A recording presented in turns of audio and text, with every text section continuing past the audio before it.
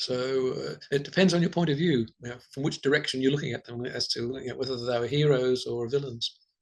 Yeah, I find that's usually the case with just about every single character in history.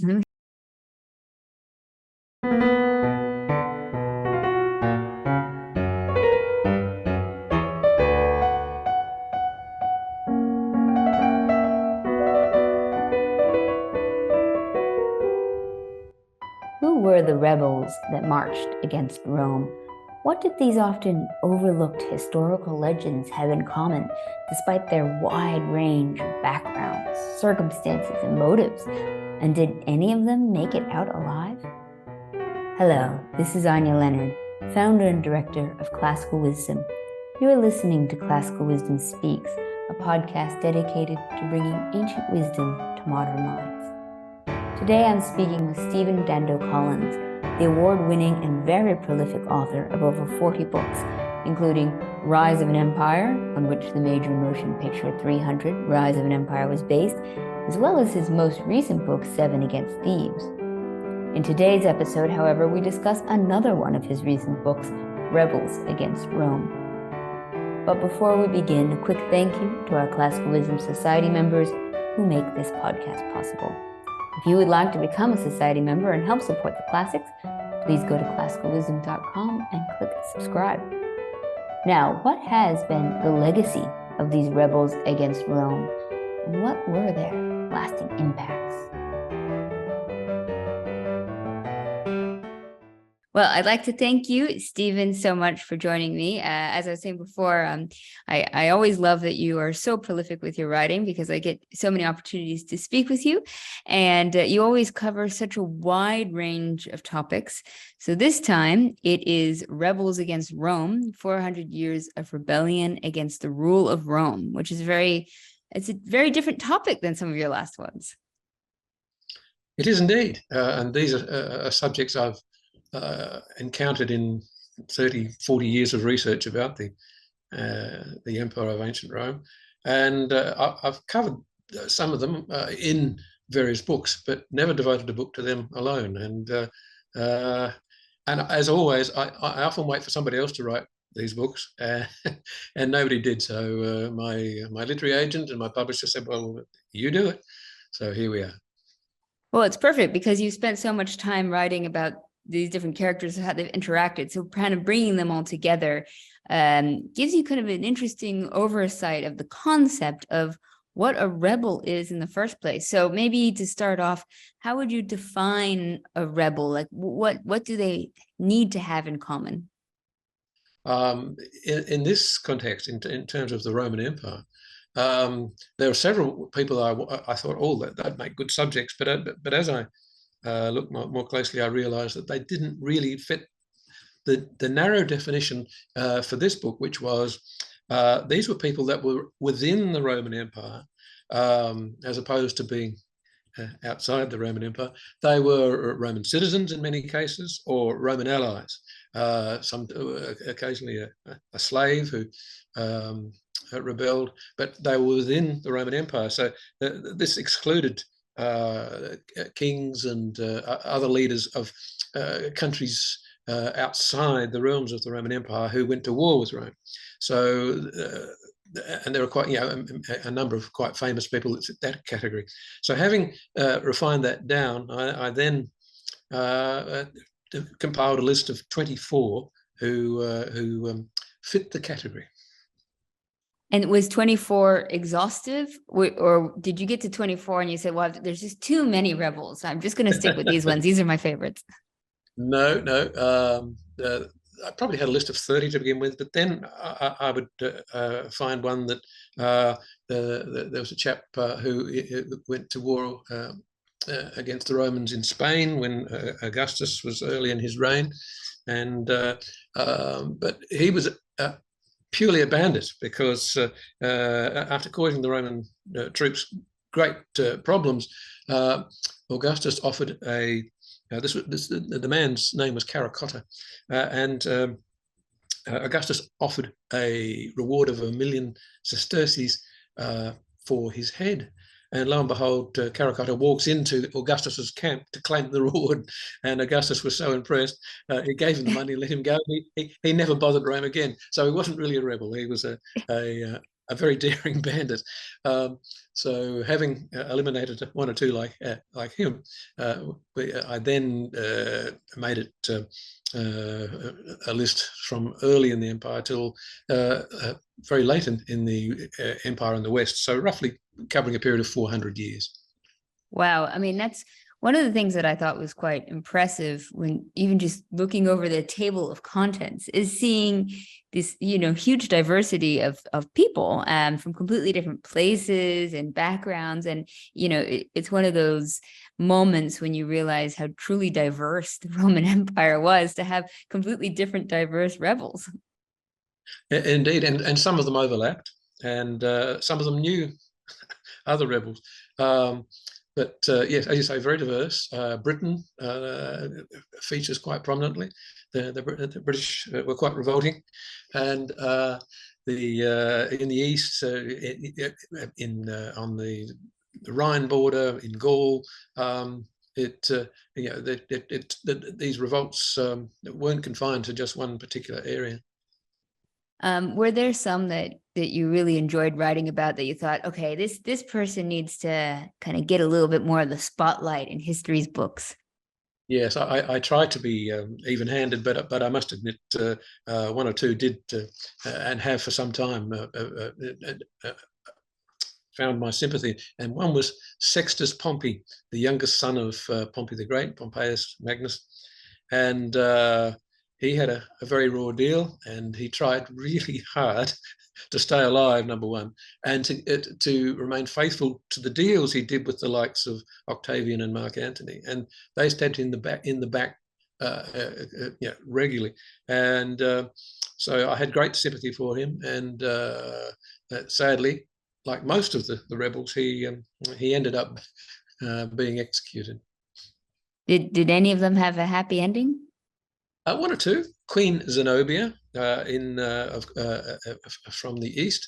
Her rebellion lasted about 5 years, and from 267 AD, and she was captured by Rome. She was a Roman ally who took advantage of the situation that she basically controlled the east for Rome, and turned it into an empire of her own until.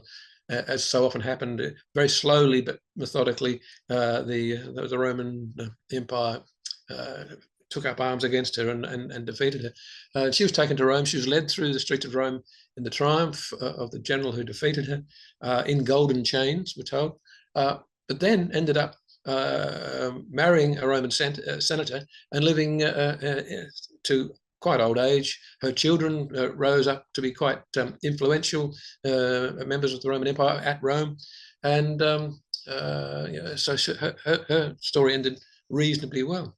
Correct me if I'm wrong, but I remember reading that she was considered quite a beauty. So maybe perhaps she went from captured to captivating. That might have been her ticket out. I should have used the line. So I would like to know, though, why focus on rebels? Like, should we be glorifying them or not? Are they heroes? Are they anti-heroes? Is there a reason to address specifically rebels? Some of them had genuine grievances. They were treated very badly often by the local Roman administration rather than Rome itself. The governors of the Roman provinces had enormous power, and to apply to Rome to have your case heard was a major undertaking. And so a number of rebels did have genuine grievances, and some of them were genuine freedom fighters. Others were opportunists.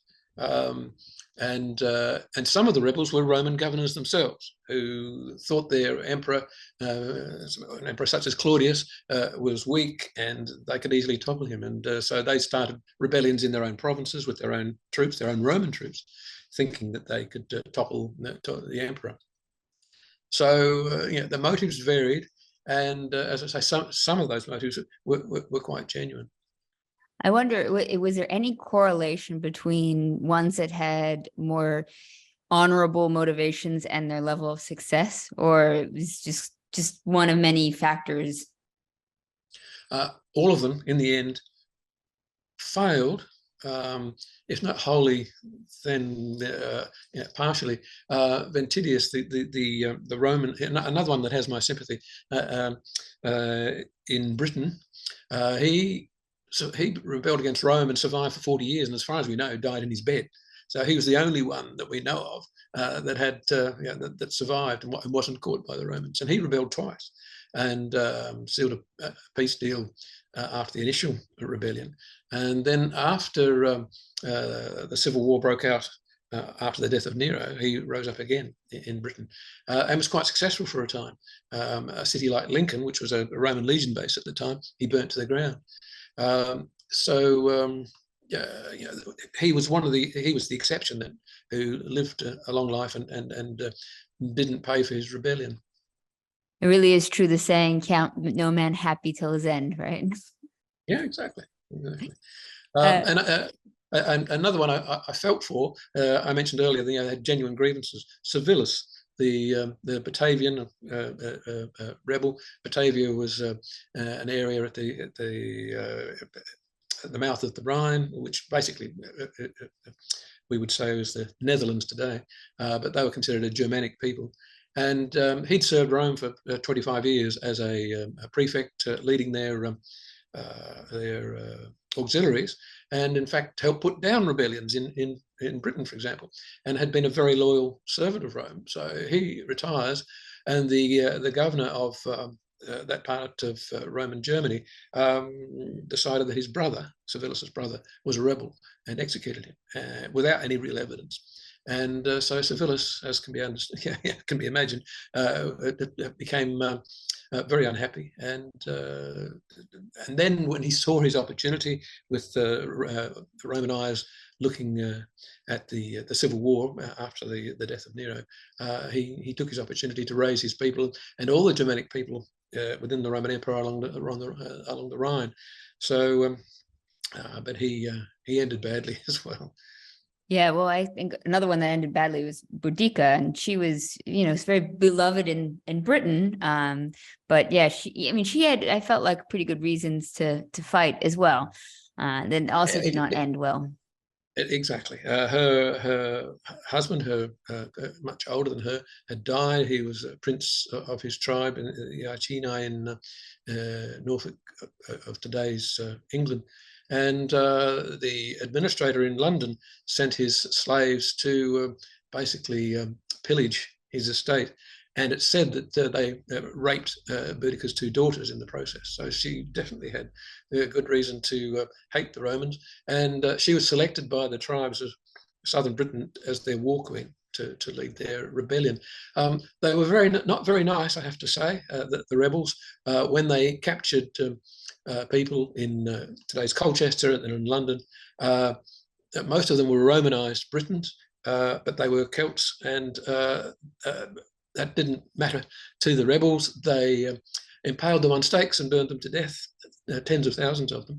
And it always makes me smile that there's a statue of Boudica in London on the embankment opposite Big Ben, and she's shown in a Roman chariot with British cavalry horses, no reins. There are a size on the wheels that neither the Britons nor the Romans used size on the wheels, so it was somewhat glorified. And they're celebrating the woman who burnt Rome to the ground. So that has always tickled me. Yeah, it's a bit ironic. It is, isn't it? But like so many of these rebels, Arminius, the German, or Hermann, as he was known in Germany, and Boudica have been celebrated, particularly in the 18th and 19th century, as great national heroes, and with statues and so on. So it depends on your point of view, from which direction you're looking at them, as to whether they were heroes or villains. Yeah, I find that's usually the case with just about every single character in history. We got to take some of the nice things about them and maybe put aside the less tasteful features. But and never trust an autobiography, because yes, it's written from a biased point of view. Most definitely. With regards to Rome as an empire, having so many rebellions. I mean, did they have more than most empires, or is it just with an empire you just expect a certain number of rebellions? Well, one of the good things about the Roman Empire, as far as we're concerned, is it was so well documented. So it could well have been in China or Parthia or wherever. Could well have been a great many more rebellions than we know about, because the Romans and the Greeks documented their history so well. But there's still so much of that was lost. We read about so many books by Roman authors, for example, that have been lost to us. And there's a section of Tacitus that has been missing since ancient times. Now, I'd love to read it. It just may be in some ancient library somewhere. We just don't know. But basically, the reason that we know about so many rebels against the Roman Empire is because it was so well documented at the time. Yeah, I always sort of dream that one day we're going to find so many of these lost documents in an Egyptian trash heap, and just keep hoping. You never know. They're still digging at them. Exactly.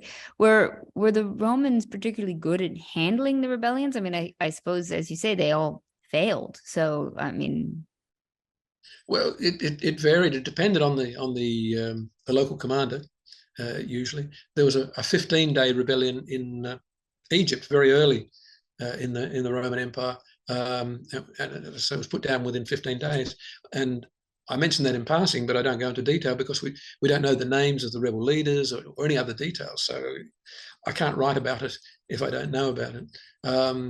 But that was an exception. Some rebellions lasted years, and with great difficulty were put down by the Roman authorities.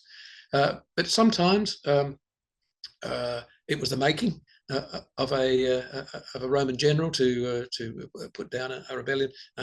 In other cases, it was the end of their reputation and sometimes their life. You mentioned some of these rebels before that have had sort of nationalistic symbols. Are there other rebels that have just had a lasting impact, a legacy that we can still sort of see today?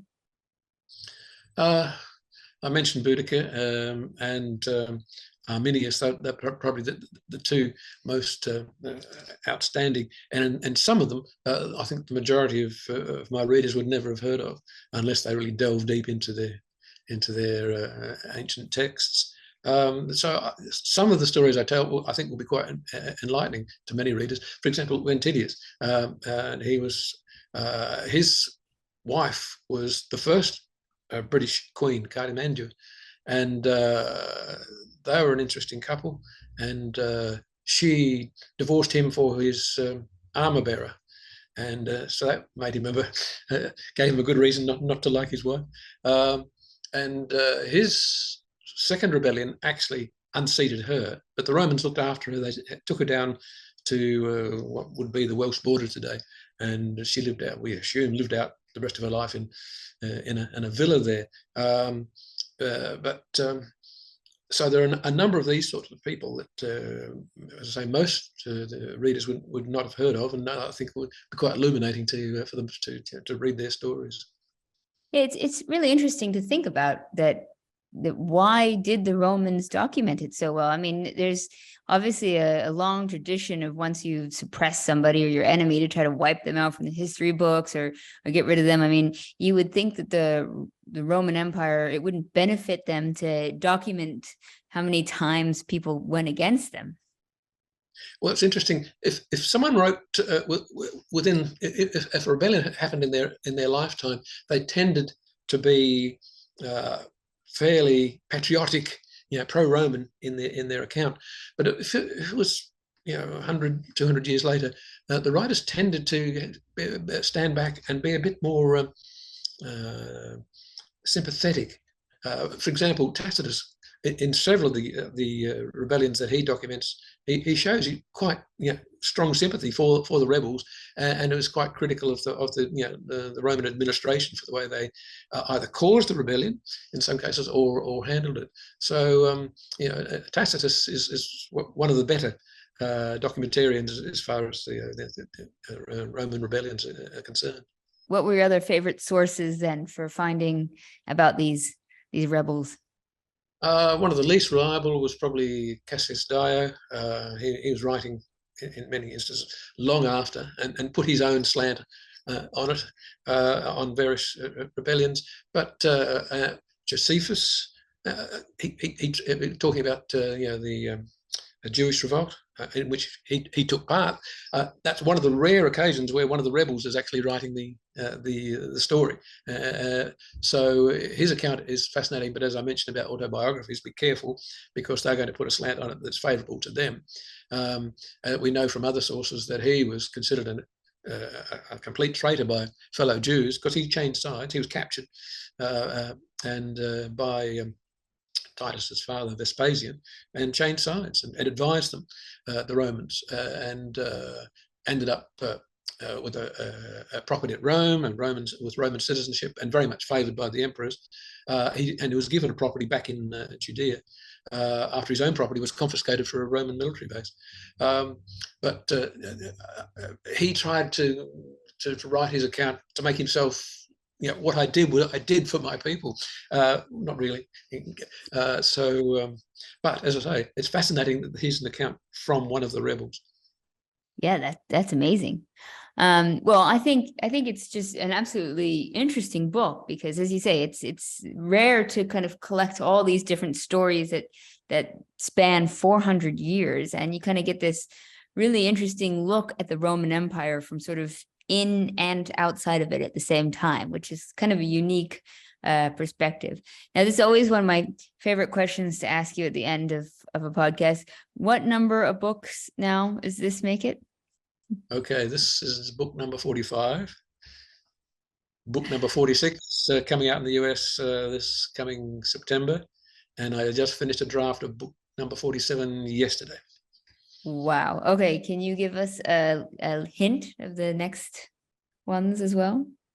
I know one of them. Yes, you do. Yes, you do. The next one is Seven Against Thebes. And this is Greek history, and a favourite story of mine since I was a boy. This is I've tried to write what, to my mind, my analysis is the historical story based around a great legend in ancient Greek history. About 25 years before the siege of Troy, 7 heroes went against the city of Thebes to install one of their number on the throne. He was a deposed king of Thebes, only a young man. And integral to the story is the story of Oedipus, the king of Thebes, who famously killed his own father and married his own mother unwittingly. And it was as a result of that that his 2 sons shared the throne of Thebes. One threw out the other, and then we have this war of the 7 against Thebes.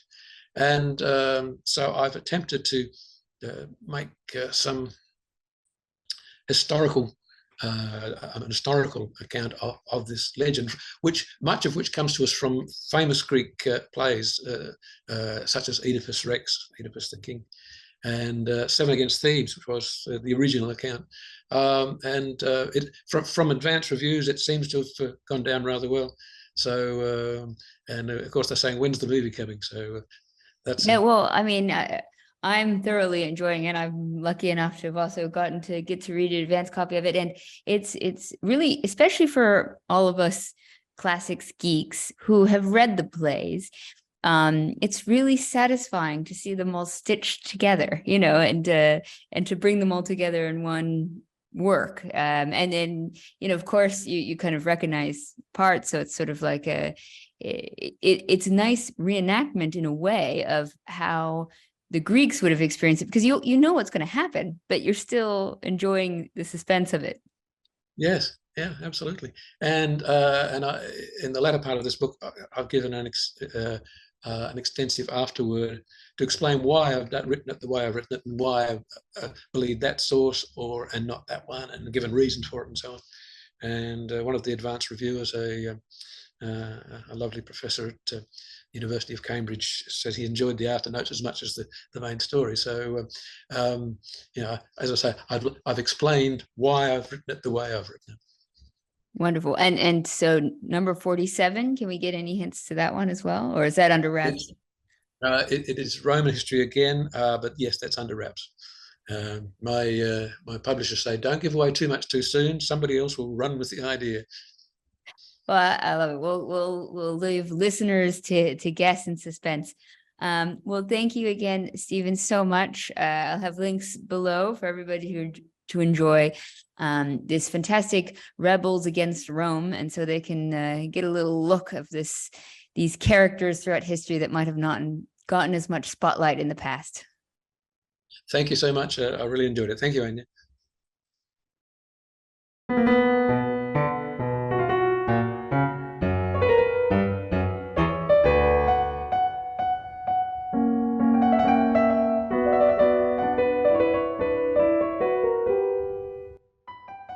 Thank you for listening to Classical Wisdom Speaks, a podcast dedicated to bringing ancient wisdom to modern minds.